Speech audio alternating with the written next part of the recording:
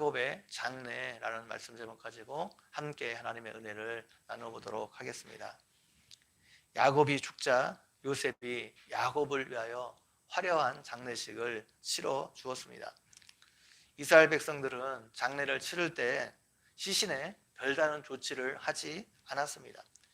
시신이 썩을 때 냄새 나는 것을 잡아주기에 향유를 바르는 것이 전부였습니다. 그냥 시신을 자연스럽게 이스라엘 백성들은 놔두었습니다.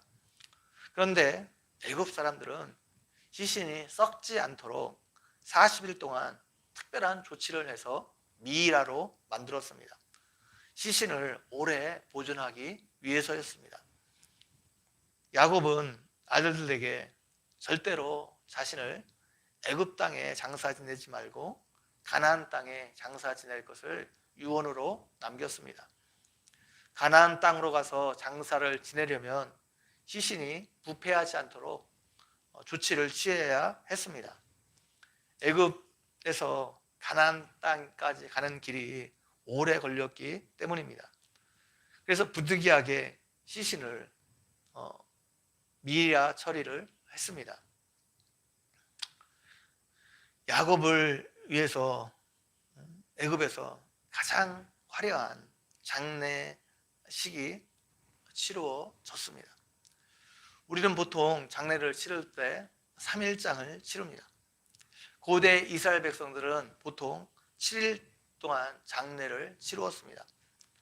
그런데 야곱의 장례는 무려 애굽에서만 70일 동안 치루어졌습니다.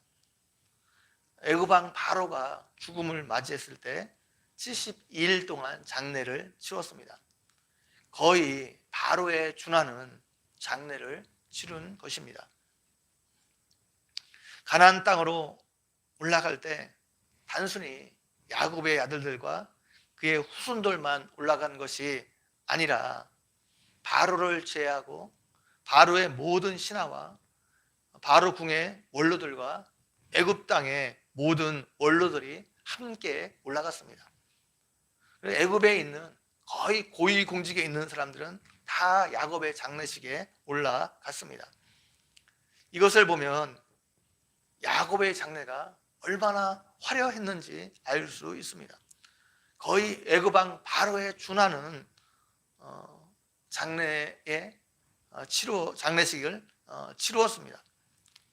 요셉은 가나안 땅에 도착해서 원래 이스라엘 방식대로 7일 동안 다시 아버지를 위해서 애곡했습니다. 그 땅 사람들이 그것을 보고 얼마나 인상이 깊었으면 그곳 이름을 애굽 사람의 큰 애통이라는 뜻으로 아벨 미스라임이라 이름 지었습니다. 우리는 이렇게 사랑하는 사람의 죽음 앞에 슬퍼하며 울 수밖에 없습니다. 이 땅에서는 영원한 헤어짐이기 때문에 그렇습니다. 이 땅에서는 사랑하는 사람을 다시 볼 수 없기 때문에 그렇습니다. 이 땅에서는 사랑하는 사람을 위해서 무엇인가 해주고 싶어도 더 이상 해줄 수 없기 때문에 우리가 사랑하는 사람의 죽음 앞에 울 수밖에 없습니다. 요셉이 야곱을 위해서 화려한 장례식을 해 주었습니다. 애굽 왕 바로의 버금가는 이 땅에서 어떠한 사람도 그렇게 할 수 없는 엄청난 장례식을 치루어 주었습니다. 그런데 그렇게 화려한 장례식을 해 주었다고 해서 그것이 죽은 야곱에게 여러분 무슨 소용이 있습니까? 그것이 야곱에게 위로를 줄 수 있는 것이 아닙니다. 화려한 장례식을 해 주었다고 해서 그 죽은 야곱에게 무슨 유익이 있는 것이 아닙니다. 아무런 유익이 없었습니다. 보통 장례식장에 가게 되면 돌아가신 분이 평소에 좋아하시던 것을 차려놓은 것을 가끔 보게 됩니다. 여러분 그렇게 한다고 해서 돌아가신 분이 다시 와서 그것을 먹을 수 있는 것이 아닙니다. 우리가 돌아가신 분을 위해서 해줄 수 있는 것은 아무것도 없습니다. 돌아가신 분과 만나서 뭐 교제할 수 있는 것도 아니고 서로 만나 사랑을 나눌 수 있는 것이 아닙니다. 맛있는 것을 해드리고 싶어도 죽은 사람이 그것을 먹을 수 있는 것도 아닙니다. 사람이 죽으면 그 죽은 사람을 위해서 해줄 수 있는 것은 아무것도 없습니다. 그렇기 때문에 우리는 살아있을 때 살아야 됩니다.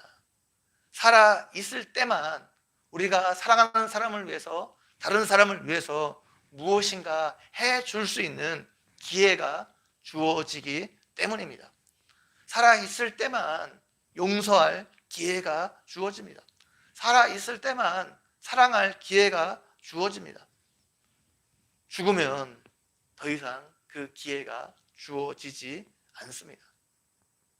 어떤 사람은 평생 원수로 지내다가 장례식 때 찾아가는 사람이 있습니다. 여러분, 이 사람처럼 어리석은 사람이 없습니다. 장례식 때 찾아가면 무엇합니까?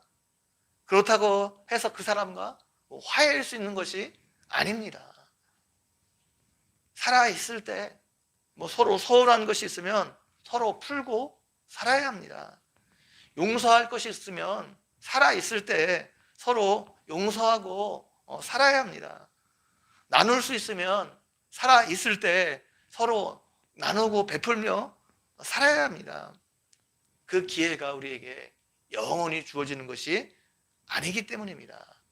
살아있을 때만 우리에게 기회가 주어집니다. 죽으면 더 이상 우리에게 아무런 기회가 주어지지 않습니다.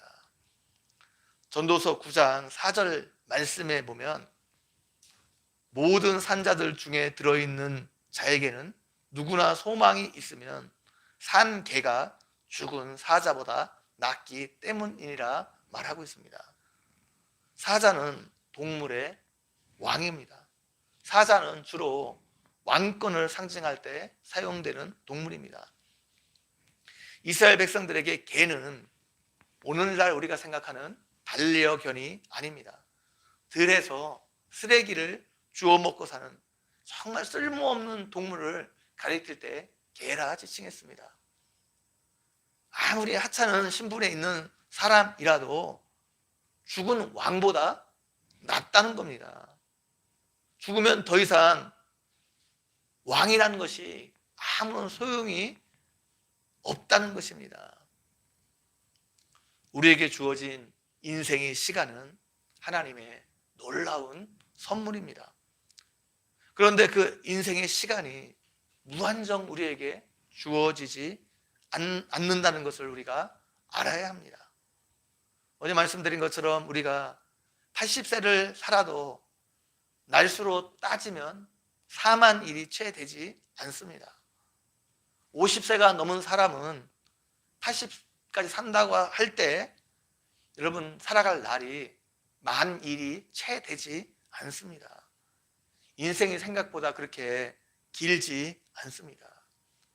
그렇기 때문에 우리는 살아있는 동안에 하나님 나라와 그 의의를 위해서 살아야 됩니다.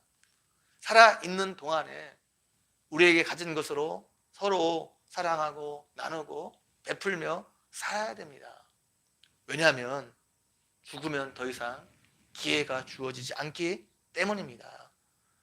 이것을 기억하고 오늘도 하나님께서 선물로 하루를 주셨는데 이 하루를 하나님의 뜻대로 말씀에 순종하며 사랑하며 섬기며 살아가는 여러분 모두가 되기를 주님의 이름으로 간절히 축원드립니다.